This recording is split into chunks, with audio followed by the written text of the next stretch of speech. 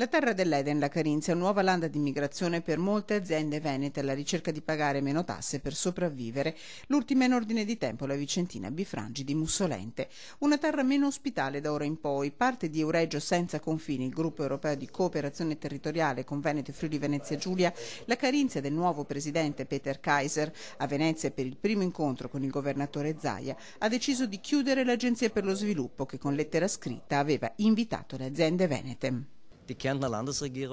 La giunta regionale ha deciso in una delibera di sciogliere l'agenzia e di farla confluire nel fondo economico. La promozione transfrontaliera sarà affidata a organi simili alle Camere di Commercio. I finanziamenti nazionali ed europei devono essere spartiti a seconda della necessità.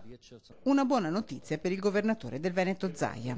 È una bella notizia perché noi non potevamo assistere a queste imprese che venivano letteralmente subissate da lettere che invitavano ad andare in Carinzia.